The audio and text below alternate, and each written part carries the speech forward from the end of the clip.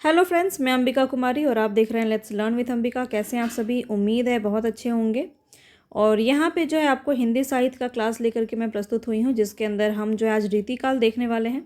इससे पहले आपको हिंदी साहित्य का इतिहास ग्रंथ मैंने पूरा करवा दिया है। ग्रंथ से संबंधित जितने भी प्रश्न पूछे जाते हैं, जिसमें काल विभाजन भी आपका आ जाएगा, नामकरण आ जाएगा, वो सब हमने पूरा कंप्लीट आपको थ्योरी करवा दिया है। इसके बाद हमने पूरा आदिकाल आपको ख़त्म कर दिया है, रीत और भक्ति काल हमारा पूरा ख़त्म हो चुका है। तो मोस्ट ऑफ द पार्ट हमने ख़त्म कर लिया है और आज हम रीतिकाल यहाँ पे देखने वाले हैं। रीतिकाल को हमने प्रीवियस क्लास में भी कवर किया था, जिसके अंदर जो है हमने पूरे जो रचना है एवं रचनाकार है उसको बहुत अच्छे से टेबल वाइज पूरा देखा था हमने। आप किसी भी एग्ज़ाम की तैयारी कर रहे हो जहाँ पे हिंदी साहित्य आपका पूछा जा रहा है, तो बहुत ही लो टू हाई लेवल आपका जो है पूरा ये जो नोट्स है ये पूरा उस हिसाब से मैंने रखा है।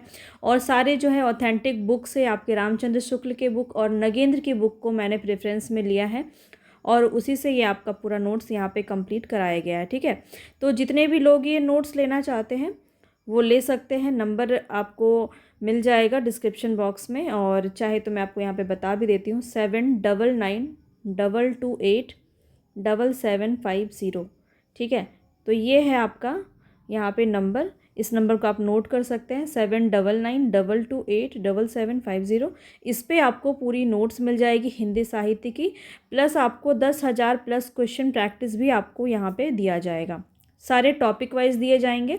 और अभी तक जिन्होंने भी लिया है उनको हिंदी साहित्य का इतिहास ग्रंथ इसका पूरा टॉपिक वाइज क्वेश्चन मिल गया होगा, और आदिकाल मिल गया है, भक्ति काल का भी पूरा प्रैक्टिस करने के लिए क्वेश्चन मिल गया है, जिसमें आपको पूरा एक्सप्लेन करके सब कुछ दिया गया है। तो बहुत ही आसानी से आप उसको रिवीजन कर सकते हैं। मोर देन इनफ आपके क्वेश्चंस हैं उसमें, सारे प्रीवियस ये क्वेश्चंस उसमें दिए हुए हैं। तो ये रही इसकी बात। और यहाँ पे आपको यूट्यूब पे फ्री ऑफ कॉस्ट सारी चीज़ें उपलब्ध है, तो आप चाहे तो इसके नोट्स भी बना सकते हैं, कोई दिक्कत नहीं है। अब चलिए हम आगे बढ़ते हैं और देखते हैं यहाँ पे क्या क्या चीज़ें हमने कवर कर लिया था। तो हिंदी में देखिए नामकरण से संबंधित जो भी है सारा मैंने यहाँ पर आपको करवाया हुआ है।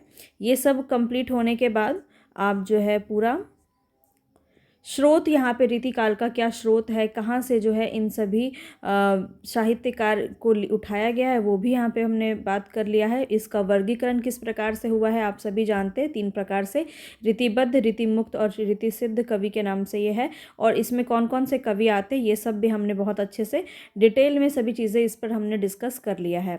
तो इसको हम आगे बढ़ते हैं। यहाँ पे देखिए सारा आपको टेबल के माध्यम से जितनी भी रीतिकाल की रचनाएँ हैं जो आपके लिए बहुत ज़्यादा इंपॉर्टेंट हैं, जो आपके एग्जाम में हर एक बार पूछी जाती है, ये सब हमने कवर कर लिया। अगर आपने नहीं देखा है ना, तो आप प्लीज़ जाके प्रीवियस सारे क्लासेस को अटेंड कीजिए। आपको प्लेलिस्ट जो है आपको पूरी प्लेलिस्ट मैं डिस्क्रिप्शन बॉक्स में दे दूँगी, वहाँ से आप विज़िट कर सकते हैं। सबसे पहले जितना भी कराया है उसको कंप्लीट कीजिए, बहुत ज़्यादा है और अभी से आपको तैयारी करने की ज़रूरत है, क्योंकि अब आपको 2025 में बहुत सारे जो है एग्ज़ाम देखने को मिलेंगे, चाहे वो NVS हो, KVS हो, DSSS हो।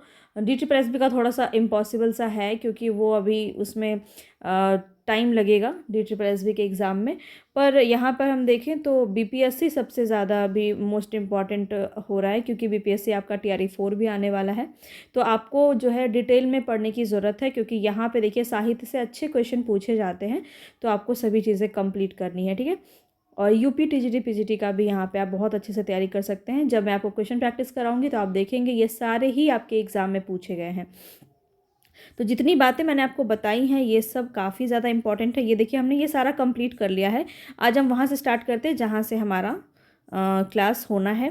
तो ये सभी जो हैं बहुत इंपॉर्टेंट सारे रचना एवं रचनाकार हैं, इसको मैंने एक जगह पे दे दिया है ताकि आपको कोई दिक्कत ना हो इसको याद करने में, है ना।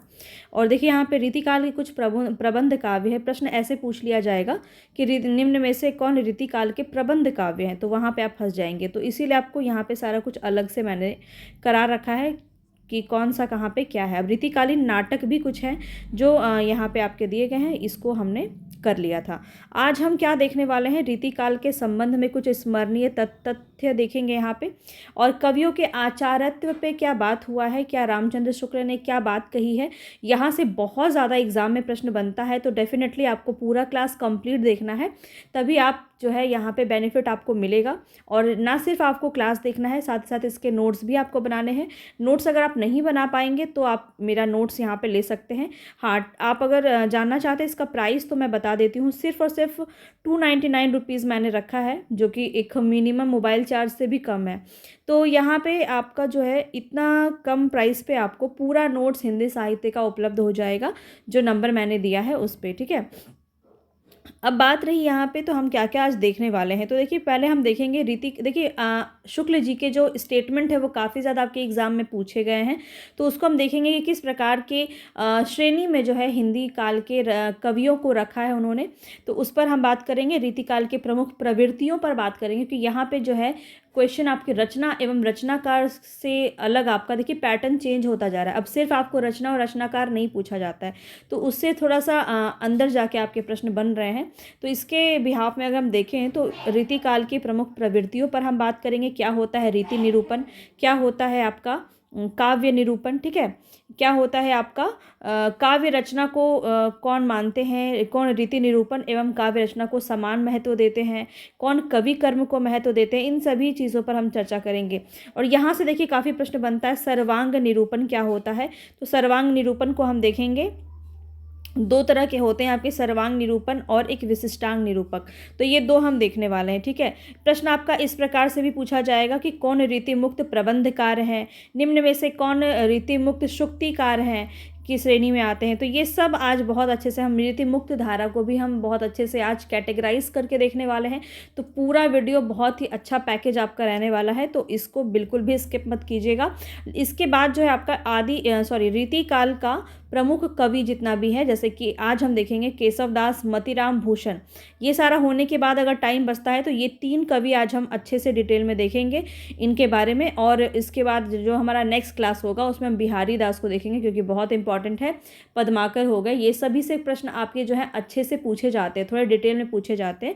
तो वो सभी चीज़ें भी हम कवर करने वाले हैं। तो पूरा थ्योरी इतने अच्छे से आपको किसी भी प्लेटफॉर्म पर नहीं मिलेगा।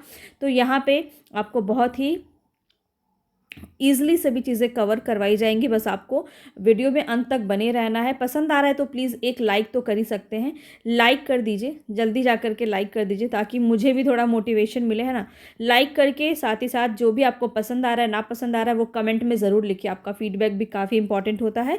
और चलिए हम स्टार्ट करते हैं। अब रीतिकाल के संबंध में क्या स्मरणीय तथ्य है, इसको हम देखते हैं।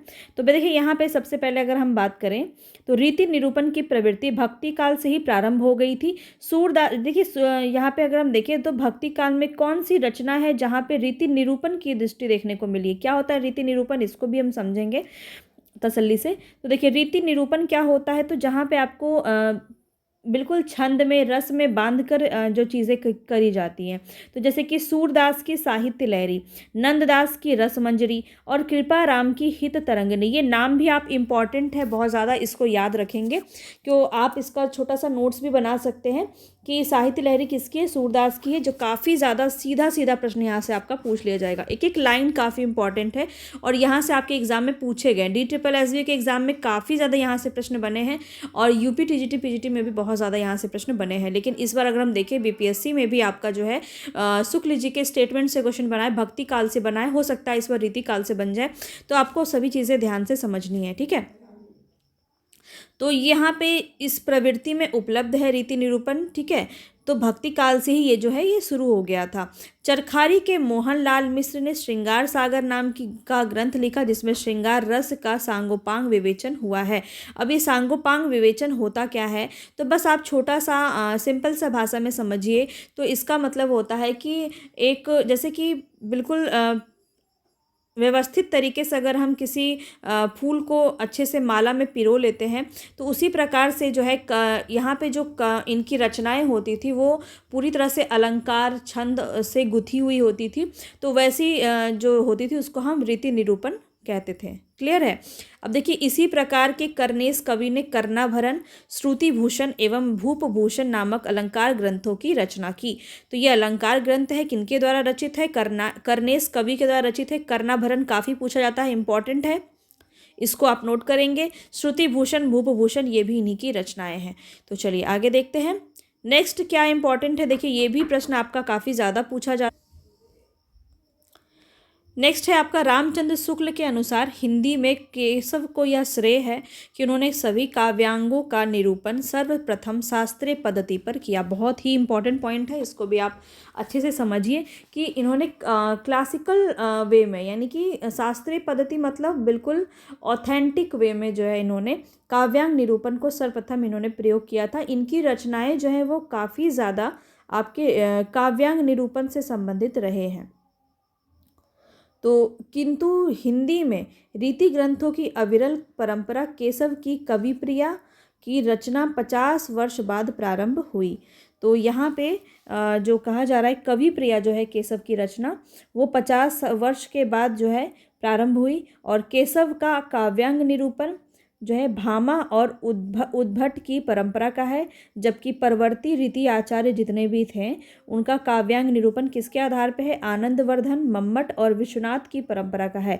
तो प्रश्न आपसे बन सकता है कि केशव का किसके, सिंपल अगर आप समझें तो केशव की जो रीति ग्रंथ है वह किस आचार्य की परंपरा से संबंधित है। तो याद रखिएगा भामा और उद्भट, जो कि ये काफ़ी पहले के हैं और शास्त्रीय पद्धति में इन्होंने रचनाएं की हैं, बहुत ही ऑथेंटिक वे में कह सकते हैं। जो अभी के टाइम पे अगर हम बात करें तो प्राचीन पद्धति से, ठीक है, क्लियर है। चलिए आगे देखते हैं। हिंदी के अलंकार ग्रंथ अधिकतर चंद्रालोक और कुवलयानंद के अनुसार निर्मित हुए। कुछ ग्रंथों में काव्य प्रकाश जो कि मम्मट की रचना है, साहित्य दर्पण विश्वनाथ, इनका भी आधार लिया गया। तो हिंदी के अलंकार ग्रंथ की बात की जा रही है तो चंद्रालोक और कुवलयानंद जो है इनके अनुसार काफ़ी रचनाएं हुई। यहाँ पे आप इसको छोड़िए, ये याद रखिए कि कुछ ग्रंथ जो है वो मम्मट और विश्वनाथ के ग्रंथों के आधार पर लिए गए। उनके ग्रंथ का नाम क्या है, काव्य प्रकाश। काफ़ी ज़्यादा ये पूछा जाता है, स्टार मार्क कर रही हूँ, ठीक है। वैसे ही यहाँ पे भी आप याद रखिए कि ये भी आपका साहित्य दर्पण भी बहुत ज़्यादा पूछा जाता है, किसका, विश्वनाथ का है, याद रखेंगे। आगे बढ़ते हैं। हिंदी रीति खंड ग्रंथों की अखंड परंपरा चिंतामणि त्रिपाठी से चली है। अगर आपसे पूछा जाए कि रीति काल के प्रवर्तक कौन है तो सर्वमान्य अगर माना जाए तो कौन हो जाएंगे, चिंतामणि। क्लियर है, ये बात ध्यान में रखिएगा। केशव दास को भी बहुत लोग मानते हैं, किन्होंने माना है वो भी हमने चर्चा कर ली है पहले ही, ठीक है। तो ये सब बातें आपको बता दी गई हैं, तो आप ज़रूर वीडियो को कंप्लीट देखिए, पूरा देखिए, आपको एक एक चीज़ जो बहुत अच्छे से समझ में आएगा। हिंदी रीति ग्रंथों की अखंड परंपरा चिंतामणि त्रिपाठी से चली। आपको बहुत सारे क्वेश्चन प्रैक्टिस मैंने इस दरमियान दिए हैं, लगभग 10-12 दिनों में, जो लगभग 1000 क्वेश्चन से ज़्यादा आपको करवाए गए हैं। तो बिल्कुल जितनी भी आपको चीज़ें मैंने दी हैं ना, उसको कंप्लीट आप बस, कुछ नहीं तो आप बस रेगुलर पढ़ते रहिए। आप अगर रेगुलर रहेंगे, आप साहित्य को भूलने मैं नहीं दूंगी आपको, तो आप साहित्य को भूलेंगे नहीं। हमेशा आपको कुछ ना कुछ क्वेश्चंस करवाते रहूँगी ताकि आपको जो है हमेशा दिमाग में बना रहे। और जितनी भी आपको क्लासेस दी जाती हैं प्लीज़ उसको कंप्लीट किया कीजिए, जो आपके लिए ही बेनिफिशियल रहेगा। अब देखिए यहाँ पे चिंतामणि त्रिपाठी से जो चली आ रही है ये आपको याद रखना है। अतः रीतिकाल का प्रारंभ जो है वो इन्हीं से मानना चाहिए। इनके ग्रंथ जो है वो काव्य विवेक, कविकुल, कल्पतरु, काव्य प्रकाश, इन्हीं की रचना है, जो संवत 1700 विक्रमी संवत के आसपास इन्होंने लिखा है। अब इनकी ये तीनों रचना बहुत ज़्यादा इंपॉर्टेंट है, बिल्कुल इसको आप छोटा सा नोट्स बनाएंगे ना, जो आपको नोट्स बनाने मैंने कहा है उसमें ये आपको नोट कर लेना है। चिंतामणि त्रिपाठी की रचना ग्रंथ लिख करके आप आगे में लिख दीजिए काव्य विवेक, कविकुल, कल्पतरु और काव्य प्रकाश। और ये तीनों ही इक्वली इंपॉर्टेंट है क्योंकि ये तीनों ही आपके एग्जाम में पूछे जाते हैं। क्लियर है। आगे देखिए, कवियों ने कविता लिखने की यह एक प्रणाली ही बना ली कि पहले दोहे में काव्यांग का लक्षण लिखना है, फिर उसके उदाहरण के रूप में कविता या सवैया लिखना है। तो ये एक आपको पद्धति बताया गया है कि किस प्रकार से इन्होंने रचनाएं की। रीतिकालीन जो भी कवि थे उन्होंने क्या किया, तो सबसे पहले दोहे के फॉर्म में उन्होंने लिखा। उसके दोहे के फॉर्म में मतलब कि काव्यांग का मतलब आपको मैंने बता दिया है कि अलंकार या रस होता है, ठीक है। तो अलंकार में छंद में बांध करके उन्होंने पहले दोहे को लिखा, उसके बाद उसके दोहे को समझाने के लिए उदाहरण के रूप में इन्होंने कवित एवं सवैया भी लिखा है। तो ये था आपका कुछ जो कि रीतिकाल से आपको थोड़ा सा फेमिलियर करता है कि हाँ आपको समझ में आएगा कि क्या है रीतिकाल, और रीतिकाल के जो कवि हैं वो किस प्रकार के लक्षण, किस प्रकार के रचना को उन्होंने अपनाया। अब यहाँ पे देखिए रीतिकालीन कवियों के कुछ आचार्यत्व, मतलब उनके आचार्य होने की पद्धति पर चर्चा की गई है। ये काफ़ी इंपॉर्टेंट है क्योंकि इसमें से आपका स्टेटमेंट उठा के सीधा सीधा प्रश्न पूछा जाता है। तो यहाँ पे ये आपको ध्यान रखना है कि क्या ये मंथन इस पे किया गया है कि क्या ये रीतिकालीन जो कवि थे वो आचार्य की श्रेणी में आते हैं, और अगर आते हैं तो कौन आते हैं, और नहीं आते हैं तो क्यों नहीं आते हैं। तो इस पर कुछ मंथन किया गया है, बहुत इंटरेस्टिंग है। इस पे आपको स्टेटमेंट में प्रश्न देखने को मिलेगा, तो बस आपको ध्यान से सुनना है, ठीक है। हिंदी के लक्षण ग्रंथों की परिपाटी पर रचना करने वाले जो सैकड़ों कवि हुए हैं वे आचार्य कोटि में नहीं आ सकते। आचार्य कोटि में नहीं आ सकते, वे वास्तव में क्या है, एक कवि हैं। ऐसा ऐसा क्यों कहा गया, उसी पर अभी हम चर्चा करने वाले हैं, ठीक है। ऐसा किसने कहा है, तो ये आपसे सीधा सीधा इस प्रकार से पंक्ति आपका पूछ ले जाएगा कि इस तरह का जो कहा है वो किसने कहा है। तो रामचंद्र शुक्ल ने कहा है, ठीक है। रामचंद्र शुक्ल ही सबसे ज़्यादा फेमस, इनका ही स्टेटमेंट काफ़ी ज़्यादा पूछा जाता है। इस बार देखिए आपका जो आपका बीपीएससी में पूछा गया था इस बार, तो भक्ति काल से क्वेश्चन आपका बना था, जिसमें सांध्य संध्या इससे प्रश्न बना था कि किस प्रकार से कहा जाता है नाथ या मुनियों को, कि उनकी भाषा को क्या कहा जाता है। तो ये सब मैं आपको करवा चुकी हूँ। तो ये इस पर एक प्रश्न बना था कि आचार्य शुक्ल क्या मानते हैं, उनको उन्होंने जो है अपनी रचनाओं में उन्होंने जगह नहीं दी, तो क्यों नहीं दी, इस पर भी प्रश्न आपके बने थे। तो देखिए इस प्रकार के भी प्रश्न आपके बनते हैं, इसीलिए मैं आपको ये करवा रही हूँ, ठीक है। और बहुत मेहनत लगती है, ये पूरा नोट्स आपका कंप्लीट करने में काफ़ी समय भी लगता है, तो बस इसका थोड़ा इज्जत कीजिएगा, है ना।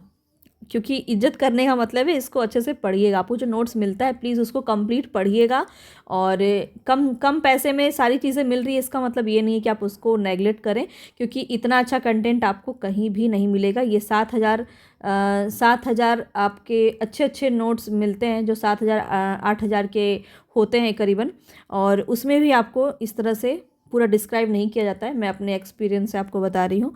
तो इसलिए मुझे लगता है कि जब मैंने पढ़ना शुरू किया तो मुझे लगा कि नहीं, ये काफ़ी हद तक जो है अंदर से प्रश्न बनते हैं, और यहाँ तक पढ़ाया ही नहीं जाता है, सिर्फ रचना और रचनाकार तक ही सीमित रखते हैं।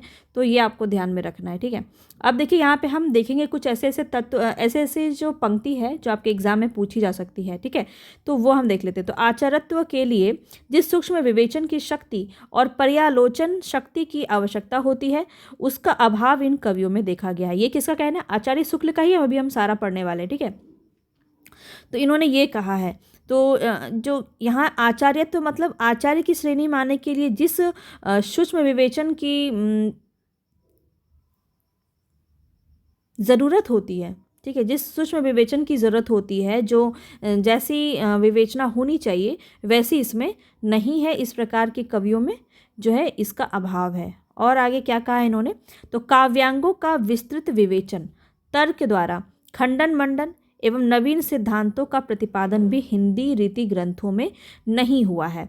तो आपको सीधा सीधा यही समझना है कि काव्यांगों, यानी मैंने आपको बताया कि पूरा जो है इन्होंने बिल्कुल शुद्ध तरीके से इसकी रचनाएं नहीं की थी, इसीलिए रीति ग्रंथ में ये नहीं आते हैं, आचार्य की श्रेणी में नहीं आते। अभी तक तो यही समझ में आ रहा है। तो ये आपको ध्यान रखना है, ठीक है। बहुत ज़्यादा डिफ़िकल्ट पे नहीं जाएंगे, आपको इजी वे में मैं बता रही हूँ, बस उसको आपको ध्यान से सुनना है। एक दोहे में अपर्याप्त लक्षण देकर वे इसके उदाहरण देने में प्रवृत्त हो जाते थे। मतलब अपर्याप्त लक्षण मतलब किसी भी दोहे में बहुत ज़्यादा जो है शुद्ध तरीके से ना रस ना छंद का प्रयोग होता था, ना अलंकार का प्रयोग होता था, कुछ भी दोहे लिख करके उसके उदाहरण में वो चले जाते थे। परिणामतः क्या होता था, तो अलंकार आदि के स्वरूप का ठीक ठीक बोध नहीं हो पाता था, कहीं कहीं तो उदाहरण भी गलत दिए गए होते थे। तो ये बातें रीति कवि के रचनाओं के बारे में शुक्ल जी ने कहा है। अलंकारों का वर्गीकरण एवं विश्लेषण में वैज्ञानिक दृष्टि का अभाव है। काव्यांगों के लक्षण विशेषता अलंकारों के लक्षण भ्रममूलक, अपर्याप्त और अस्पष्ट थे। तो यहाँ पे ये भी कहा जा रहा है कि अलंकारों का जो वर्गीकरण किया जाता था, उसका जो विश्लेषण किया जाता था, वो वैज्ञानिक दृष्टिकोण के अभाव में था। ये सभी चीज़ें लगभग सिमिलर है। अब देखिए हजारी प्रसाद द्विवेदी ने इस पर क्या कहा है, तो ये भी इम्पॉर्टेंट है, समझेंगे। आचार्य हजारी प्रसाद द्विवेदी जी कहते हैं कि इन्होंने शास्त्रीय मत को श्रेष्ठ और अपने मत को गौण मान लिया है। शास्त्रीय मत को श्रेष्ठ माना है और अपने मत को गौण मान लिया, इसलिए स्वाधीन चिंतन के प्रति एक अवज्ञा का भाव आ गया है। तो ये किसका कहना है, हजारी प्रसाद द्विवेदी का कहना। इस पर जो है नगेंद्र जी का भी एक मत आता है। इन्होंने कहा है कि हिंदी के रीति आचार्य निश्चय ही किसी नवीन सिद्धांत का आविष्कार नहीं कर सके। अब इन्होंने क्या किया, इनको बताया है कि अच्छा ठीक है, रीति आचार्य वो ना बन सके हों, उन्होंने प्राचीन जो क्लासिकल सिद्धांत है उसको उन्होंने फॉलो नहीं किया है, लेकिन यहाँ पे क्या कह रहे हैं इसको ध्यान से समझिए। किसी नवीन सिद्धांत का आविष्कार नहीं कर सके, किसी ऐसे व्यापक आधारभूत सिद्धांत को जो काव्य चिंतन को एक नई दिशा प्रदान करता है, संपूर्ण रीति काल में इसका अभाव है। इस प्रकार हिंदी रीति ग्रंथों द्वारा काव्य शास्त्र का कोई महत्वपूर्ण विकास नहीं हो सका। तो रीति ग्रंथों द्वारा जो है काव्य शास्त्र का कोई महत्वपूर्ण विकास नहीं हो सका, ये बात भी नगेंद्र जी कहते हैं। नेक्स्ट देखते हैं, रीति ग्रंथकारों ने नायिका भेद पर अत्यंत व्यापक एवं विशद विवेचन करते हुए अनेक ग्रंथ वात्स्यायन के कामसूत्र को आधार बनाकर लिखे। इसी के अंतर्गत श्रृंगार का भी पर्याप्त विवेचन किया। तो रीति ग्रंथकारों में क्या है कि नायिका भेद पर अत्यंत जो है इन्होंने जोर दिया है। वो क्या होता है, तो नखशिख वर्णन एक आपने सुना होगा, नायिका का नखशिख वर्णन। तो ये काफ़ी लोगों ने नखशिख वर्णन किया है, मतलब नाखून से लेके सर के बाल से लेके पैर के नाखून तक जो है पूरे जो नायिका है उसका वर्णन किया, उसके सौंदर्य का वर्णन किया है। तो यहाँ पे बहुत ज़्यादा जो है काम को बहुत ज़्यादा प्रेरित किया है इन्होंने, ठीक है। तो श्रृंगार पर काफ़ी ज़्यादा फोकस किया है। तो ये जो है एक महत्वपूर्ण, अभी हम पढ़ेंगे आगे आपका जो काव्य प्रवृत्ति है इसका, क्योंकि यहाँ से प्रश्न काफ़ी पूछा जाता है काव्य प्रवृत्ति से, तो वो हम देखने वाले हैं, तो उसमें आपको और अच्छे से समझ में आएगा, ठीक है।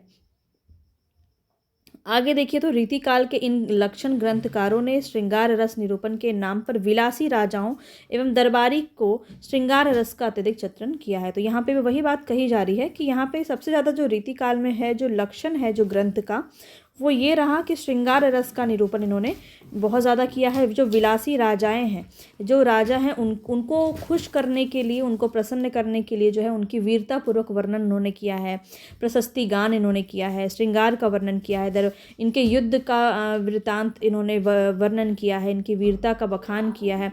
तो इस प्रकार की चीज़ें जो हैं रीतिकाल के ग्रंथ में देखने को। नेक्स्ट है यहाँ पे, भले ही हम इन्हें आचार्य ना माने, किंतु हिंदी में काव्य शास्त्र का द्वार खोलने का श्रेय इन्हीं रीति ग्रंथकारों को दिया जाता है। तो ये भी एक महत्वपूर्ण पॉइंट है, इसको भी आप ज़रूर समझेंगे, क्योंकि यहाँ पे स्टेटमेंट से जब क्वेश्चन आपका बनेगा ना कथन में, तो पूछा जाएगा निम्न में से कौन सा कथन जो है रीति काव्य के अंतर्गत या रीतिकाल के बारे में सही है। तो यहाँ पे इस प्रकार के प्रश्न आपके बन सकते हैं। तो आचार्य तत्व ना आया हो उनके ग्रंथ में, लेकिन काव्य शास्त्र का द्वार ज़रूर इन्होंने खोला है हिंदी में, ठीक है। तो ये वाली बात यहाँ पे समझ में आ गई। चलिए आगे देखते हैं। उपयुक्त विवेचन के आधार पर यह निष्कर्ष निकाला जा सकता है कि हिंदी में लक्षण ग्रंथ की रचना करने वाले यह सैकड़ों कवि शुद्ध रूप से आचार्य कोटि में नहीं आते थे। ये बात तो क्लियर है ना। अब देखिए, नगेंद्र जी जो है वो आचार्य की 3 कोटियाँ मानते हैं। 3 कोटि कौन सी है, तो एक है होता है उद्भावक आचार्य। उद्भावक आचार्य मतलब जो किसी नवीन सिद्धांत का प्रतिपादन करता हो। व्याख्याता आचार्य कौन है, जो स्थापित मत की व्याख्या करता हो। मतलब क्या, ये दोनों का समझिए। तो उद्भावक आचार्य का मतलब ये होता है जो किसी नवीन सिद्धांत, मतलब कुछ अपना अलग का नया जो है नवीन सिद्धांत का प्रतिपादन कर दे, कुछ अलग से कुछ प्रतिपादन कर दे, ठीक है, कोई सिद्धांत बना दे और उस पर फॉलो करे, तो वो होते हैं उद्भावक आचार्य, ठीक है। लेकिन व्याख्याता आचार्य क्या होता है, जो व्याख्या करता है, जो स्थापित मत है ऑलवेज, जो पहले से बने हुए हैं सिद्धांत, उसको उसकी व्याख्या करता है, तो वो व्याख्याता आचार्य के अंदर आ जाएगा। एक होता है कवि शिक्षक आचार्य, जो कि सीख ही रहा है, जो कि कवि शिक्षक है, मतलब काव्य शास्त्र को उन्होंने अलग अलग दृष्टि से सरस रूप से उसको समझाने का प्रयास किया है कि काव्य शास्त्र आखिर क्या है। तो इसीलिए कहा गया है कि इन्होंने काव्य शास्त्र का जो द्वार है वो हिंदी काव्य में खोला है। तो इसीलिए सबसे अच्छा जो है यही वाला पॉइंट है आपका कि काव्य शास्त्र को सरस रूप में इन्होंने समझाया है, अवतरित किया है। समझ में आया।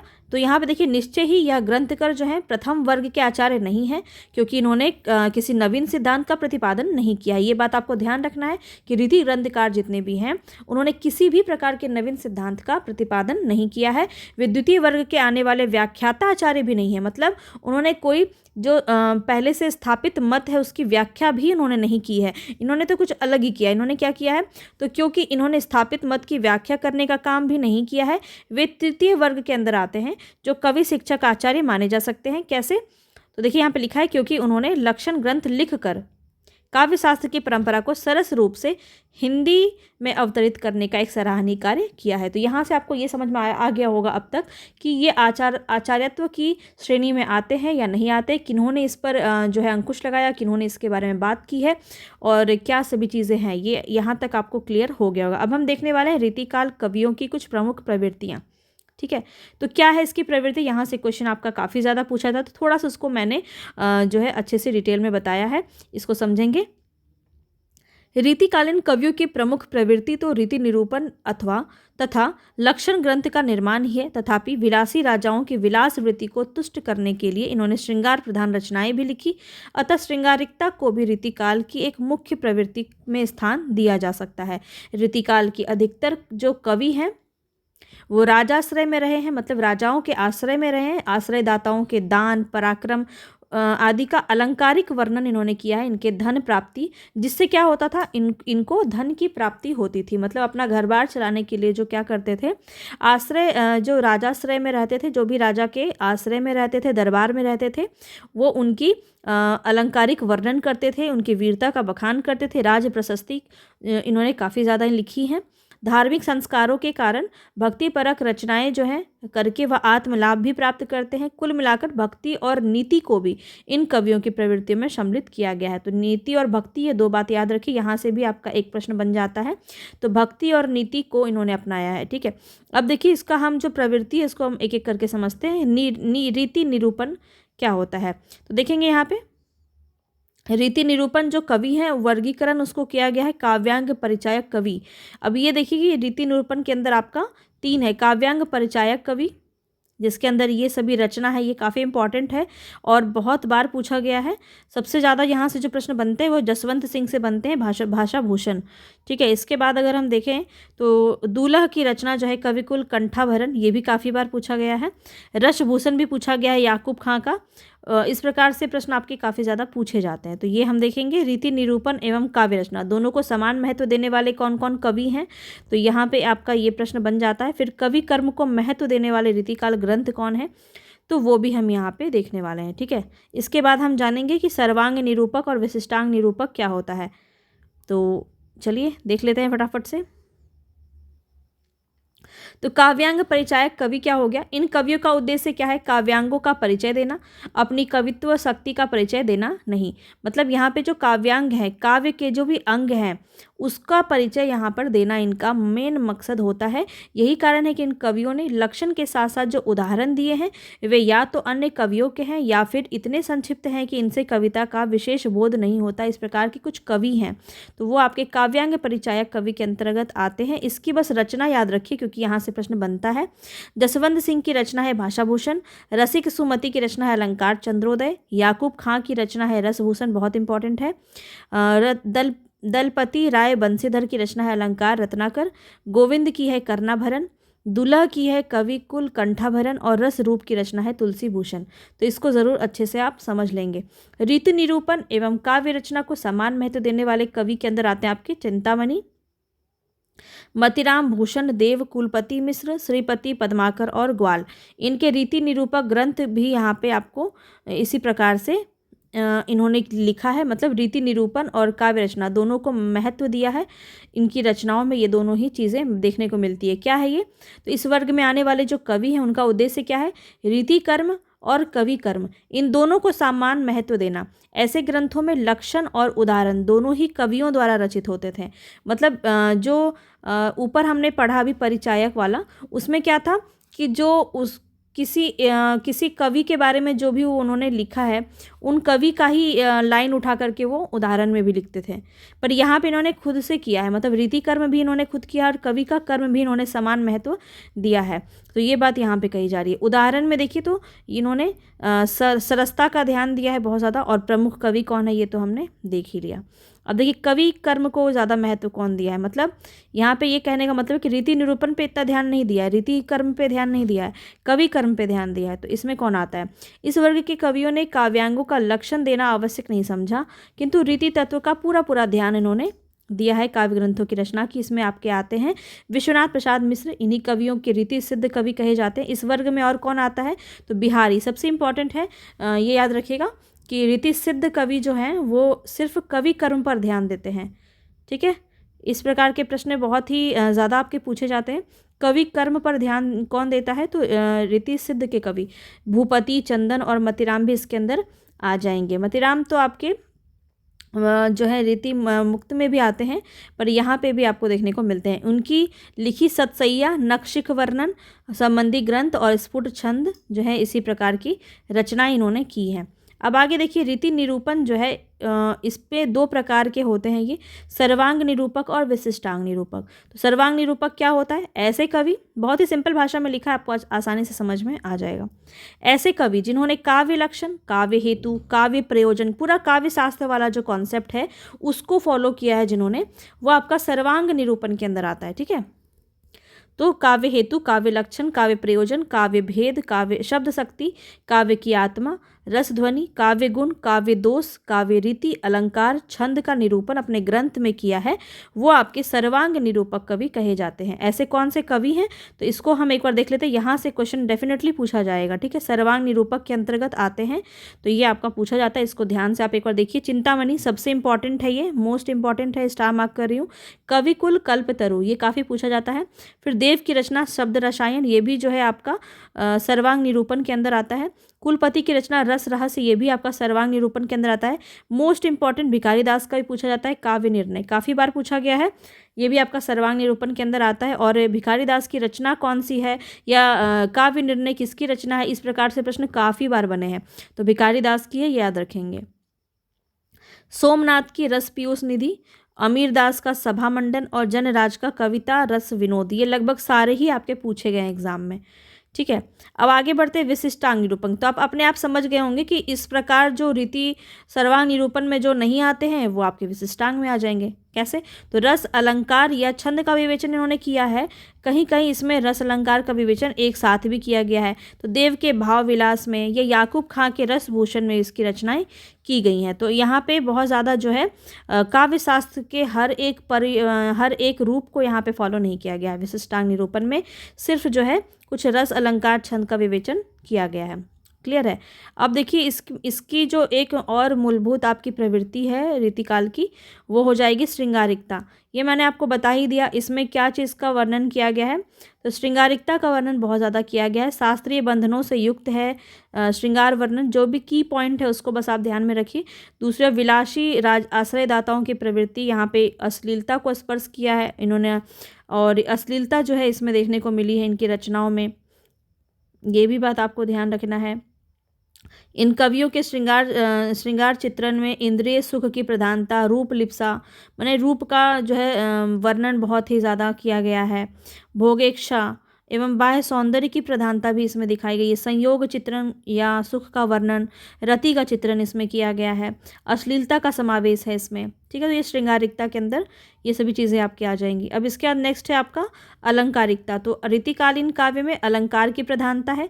कविता को सुंदर बनाने के लिए अलंकार से सजाने में वे कवि कर्म की सार्थकता समझते थे। मतलब उनके दृष्टि में कोई भी कविता जो है वो तब तक सुंदर नहीं है जब तक उसमें अलंकार का प्रयोग ना किया गया हो, ठीक है। तो अलंकारों के प्रति इनका मोह बहुत ज़्यादा था, अतः वे कविता में अलंकार का प्रयोग करते थे। तो केशव जो है इसमें सबसे ज़्यादा आते हैं आपके। केशव तो अलंकार विहीन जो कविता है उसको कविता ही नहीं मानते थे। यहाँ पे देखिए लिखा गया है, अलंकार विहीन कविता को सुंदर मानते ही नहीं, भले ही वह अन्य कितने ही दृष्टि से वो युक्त हो, लेकिन वो नहीं मानते थे। तो इनकी एक पंक्ति है जो काफ़ी ज़्यादा एग्जाम में आपकी पूछी जाती है, तो ये बहुत ज़्यादा इंपॉर्टेंट है, इसको याद रखें। यद्यपि सुजाति सुलक्षणी सुवर्ण सरस सुवृत भूषण बिनु न विराजई कविता बनिता मित, ये किसकी है, केशव दास की पंक्ति है, और ये काफ़ी ज़्यादा जो है आपके एग्जाम में पूछी जाती है, इसको ज़रूर नोट करेंगे। नेक्स्ट जो आपकी प्रवृत्ति है वह आश्रयदाताओं की प्रशंसा। रीतिकाल के अधिकांश जो कविराज हैं वो दरबारों में आश्रय प्राप्त हैं। बिहारी, देवभूषण, सूदन, केशव, मतीराम हो गया, ठीक है, मतीराम आदि सभी प्रसिद्ध कवि जो है वो राज दरबारों से वृत्ति प्राप्त करते थे। अतः यह स्वाभाविक था कि वह अपने आश्रयदाताओं की प्रशंसा में काव्य रचना करते। देव ने कुछ इंपॉर्टेंट देख लीजिए। तो देव ने अपने आश्रयदाता भवानी सिंह की प्रशंसा में भवानी विलास लिखा। सूदन ने भरतपुर के राजा सुजान सिंह की प्रशंसा में सुजान चरित लिखा। भूषण ने शिवाजी की प्रशंसा में शिवा बावनी और छत्रसाल बुंदेला की प्रशंसा में छत्रसाल दशक लिखा। ठीक है, तो ये कुछ आपके प्रमुख थे, इसको हमने देख लिया। बहुज्ञता एवं चमत्कार प्रदर्शन भी इसमें किया गया है। तो ये क्या है, तो रीतिकालीन कवियों में पांडित्य प्रदर्शन की जो प्रवृत्ति परिलक्षित होती है, इसके कारण यह काव्य में विविध विषयक ज्ञान का समावेश करके अपनी ये मेन जो है आपका किसके लिए बोला जा रहा है, तो यहाँ पे देखिए बहुत ज़्यादा जो है ज्ञानी लोग भी थे, इसमें बहुज्ञता प्रदर्शित करते थे। बिहारी की रचना जो है, बिहारी के काव्य में ज्योतिष, पुराण, आयुर्वेद, गणित, कामशास्त्र, नीति, चित्रकला, इन सभी विषयों की जानकारी का समाविष्ट था। तो इसे इस दृष्टि से भी ये कहा जाता है। भक्ति एवं नीति हमने ऊपर भी आपको बताया। तो डॉक्टर नगेंद्र के अनुसार क्या है, रीतिकाल के कोई भी कवि भक्ति भावना से हीन नहीं है, हो भी नहीं सकता, क्योंकि भक्ति उसके लिए मनोवैज्ञानिक आवश्यकता थी। भौतिक रस की उपासना करते हुए उनके विलास जर्जन मन में इतना नैतिक बल नहीं था कि भक्ति रस में अनास्था प्रकट करे अथवा सैद्धांतिक निषेध कर सके। मतलब वो जो है प्रश्न चिन्ह नहीं लगाते थे, भक्ति को उन्होंने भरपूर फॉलो किया है, नैतिक बल पर जो है ज़्यादा जोर नहीं दिया है। अब यहाँ पे आप देखिए तो नीति संबंधी जो अगर हम रचना की बात करें तो बिहारी सतसई जो है एक नीतिपरक दोहे इसमें बहुत ज़्यादा उपलब्ध है। एक दोहा है, काफ़ी इम्पॉर्टेंट है, बहुत बार पूछा भी गया है। नल की अरुणल नीर की गति एक एक करी जोए, खेतों नीचे होए चले ते तो ऊंचे होए। ये जो है आप अलंकार में ये दोहे को बहुत अच्छे से पढ़ते होंगे। कौन सा अलंकार इसमें होगा ये मुझे आप कमेंट बॉक्स में बताइएगा। ठीक है, कौन सा अलंकार इसके अंदर आपका होगा, क्लियर है। तो आगे चलते हैं। नारी भावना का क्या यहाँ पे देखने को मिलता है, तो नारी भाव यहाँ पे तो बहुत ज़्यादा भोग विलासिता वाली चीज़ जो है इसमें देखने को मिली है, और केंद्र बिंदु जो है वो नारी चित्रण में रहा है। इसको लेकर के हम बात करें तो नायिका के नक्शिक चित्रण होते थे, इसमें विशेष रुचि दिखाया है बहुत सारे कवियों ने। इसमें नायिका के नक्शिक वर्णन का प्रयोग किया है, नारी के आंतरिक बाह्य रूप का निरूपण इन्होंने किया है, और नारी के समुच्च रूप जैसे कि विलासिनी प्रेमिका का इन्होंने ज़्यादातर रूप दिखाया है, और इन्होंने गृहिणी, माता, भगनी, देवी आदि का चित्रण इन्होंने बहुत कम किया है। ज़्यादातर इन्होंने प्रेमिका के रूप में ही नारी का चित्रण किया है, और ये बात यहाँ पे कही गई। इसके संदर्भ में देखा जाए तो हजारी प्रसाद द्विवेदी ने इनके बारे में कहा है कि यहाँ नारी कोई व्यक्ति या समाज के संगठन की इकाई नहीं है, बल्कि सब प्रकार के बंधनों से यथासंभव मुक्त विलास का एक उपकरण मात्र है। तो यहाँ पे ये बहुत बड़ा स्टेटमेंट है हजारी प्रसाद द्विवेदी का, जो इनके बारे में कहा गया है, रीतिकाल के बारे में। क्लियर है, इनके जो कवि हैं इनके बारे में। आगे बढ़ते हैं। नेक्स्ट है प्रकृति चित्रण, ये भी बहुत इंपॉर्टेंट है। रीतिकाल की अगर हम बात करें तो प्रकृति चित्रण एक बहुत ही इंपॉर्टेंट पॉइंट होगा, क्योंकि इसमें सेनापति जो है, कवि सेनापति, ये बहुत ज़्यादा जो है प्रकृति चित्रण के लिए जाने माने थे। इनसे प्रश्न बनता है काफ़ी बार कि निम्न में से कौन प्रकृति चित्रण से संबंधित रचनाएं इन्होंने की हैं, तो सेनापति जो है वो सबसे पहले आपके आएंगे। अब यहाँ पे देखिए, रीतिकाल के आलंबन रूप में प्रकृति चित्रण प्रायः बहुत कम हुआ है, लेकिन अलंकारिक रूप में उद्दीपन के रूप में इसका प्रयोग हुआ है। इसका मतलब यहाँ पे क्या कहा जा रहा है, हमने रस की कक्षा में आपको बताया था कि उद्दीपन उद्दीपक क्या होता है।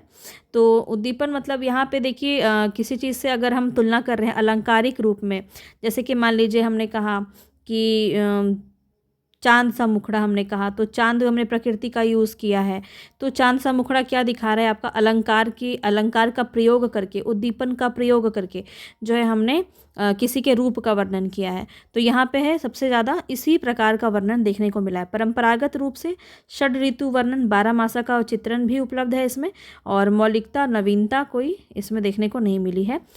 इसमें कुछ बात करें तो बिहारी, देव, मतीराम, भिखारी दास ऐसे कुछ कवि हैं जिसका प्रकृति चित्रण इसी प्रकार का रहा है। जैसे एक पंग यहाँ पे देखिए आपका दिया है, बिहारी का ही है ये भी। बिहारी के जो दोहे हैं ना वो आपके एग्ज़ाम में बहुत पूछे जाते हैं, इसीलिए हम यहाँ पे आपको ज़्यादातर उनके ही दोहे दे रहे हैं। तो रोनित भृंग घंटाली धारित दान मधुनीर, मंद मंद आवत चलियो कुंजर कुंज समीर। तो यहाँ आप देख रहे हैं आपकी प्रकृति का चित्रण यहाँ पे बहुत अच्छे से किया गया है। और यहाँ पे भी आपका अलंकार ज़रूर बताइएगा। जब हम बिहारी को पढ़ेंगे तो अलंकार ना आए ऐसा तो हो ही नहीं सकता। तो अलंकार यहाँ पे कौन सा, ये मुझे आप कमेंट बॉक्स में बताइएगा। अब देखिए यहाँ पे एक बात और कही जा रही है, सेनापति जो है वो प्रकृति चित्रण की दृष्टि से रीतिकाल के सर्वश्रेष्ठ कवि माने जाते हैं। क्लियर है, ये बात आपको ध्यान रखना है। ब्रजभाषा का प्रयोग, ब्रजभाषा का प्रयोग जो है रीतिकालीन भाषा के रूप में हुआ है। रीतिकालीन कवियों ने ब्रजभाषा काव्य में रचना की। रीतिकाल में केवल ब्रज क्षेत्र के कवियों ही नहीं बल्कि ब्रजभाषा से काव्य रचना के अलावा भी बाहर के जो हैं, जो हिंदी कवि हैं, उन्होंने भी ब्रजभाषा में काव्य रचनाएं की है, जैसे कि भिखारी दास। अब भिखारी दास की ये पंक्ति आपके एग्जाम में बनती है, तो ये हमने यहाँ पे आपको लगा दिया है। भिखारी दास की ये पंक्ति है, ब्रजभाषा हेत ब्रजबास ही ना अनुमानो, ऐसे ऐसे कठिन की बनी हूँ सो जानिए। तो ये पंक्ति जो है किसकी है, भिखारी दास की है। इसके अलावा देखिए घनानंद की भाषा के बारे में रामचंद्र शुक्ल ने क्या कहा है। ये इस प्रकार के देखिए प्रश्न आपके बनती हैं, इसलिए मैंने यहाँ पे सब कुछ डाल रखा है आपको, ताकि कुछ भी आपका बाहर यहाँ से ना आए, है ना। आचार्य रामचंद्र शुक्ल ने घनानंद की भाषा की प्रशंसा करते हुए लिखा है कि भाषा के लक्षक और व्यंजक बाल की सीमा कहाँ तक है, इसकी पूरी परख इन्हीं को थी। तो ये जो पंक्ति है इस प्रकार से पूछी जाती है और कई बार पूछी भी गई है। तो याद रखिए ये किसके बारे में इन्होंने कहा है, घनानंद के बारे में। और किसने कहा है, रामचंद्र शुक्ल ने कहा है। ये बात आपको ध्यान रखना है, ठीक है। बिहारी सतसई बिहार रीतिकाल की सर्वश्रेष्ठ कृति मानी जा सकती है। यथा बिहारी घनानंद देव और सेनापति भिखारी दास पद्मानंद जैसे सशक्त कवियों ने संपन्न रीतिकाल निश्चय रूप से एक हिंदी साहित्य का महत्वपूर्ण काल रहा है। अब यहाँ देखिए रीतिमुक्त काव्यधारा है, इसमें रीतिमुक्त काव्यधारा को हम पढ़ेंगे, जिसमें रीतिमुक्त स्वच्छंदतावादी कवि कौन है, रीतिमुक्त प्रबंधकार कौन है, रीतिमुक्त सुक्तिकार कौन है। यहाँ से प्रश्न बहुत ज़्यादा पूछा जाता है, तो इसको जो है हम नेक्स्ट क्लास में देखेंगे, है ना, क्योंकि फिर वीडियो काफ़ी ज़्यादा लंबी हो जाएगी। तो ये हम देखेंगे नेक्स्ट वीडियो में, ये सारा कुछ। फिर रीति मुक्त श्रृंगारी जो काव्य विशेषता है वो भी हम यहाँ पे सबको अच्छे से समझेंगे। इसके बाद जो है यहाँ पे आप देख लीजिए प्रमुख जो कवि हैं आपके रीतिकाल के, उसको हम एक एक करके पढ़ेंगे। जैसे केशव दास हो गए, मतीराम भूषण, बिहारी लाल, पद्माकर, ये सब के बहुत ज़्यादा जो है डिटेल से क्वेश्चन पूछे जाते हैं। तो इसको हम नेक्स्ट क्लास में आपका देखेंगे, ठीक है। आज का क्लास हम यहीं तक रखते हैं, फिर बहुत ज़्यादा वीडियो लंबी हो जाएगी। तो मिलेंगे नेक्स्ट वीडियो में। पसंद आया होगा तो लाइक शेयर सब्सक्राइब ज़रूर कर दीजिएगा, मैं बोलना भूल जाती हूँ आपको। पसंद आ रहा है तो प्लीज़ लाइक एंड शेयर तो ज़रूर कर दीजिएगा, और कमेंट बॉक्स में बताइएगा कि कैसा लगा क्लास आपको, और किस प्रकार की चीज़ें आपको और देखने की ज़रूरत है इसमें। साथ ही साथ नए हैं चैनल पर तो सब्सक्राइब ज़रूर कर लीजिए, तभी मेरे वीडियोज़ की नोटिफिकेशन आप तक पहुँच पाएंगे। मिलेंगे नेक्स्ट वीडियो में, तब तक के लिए धन्यवाद।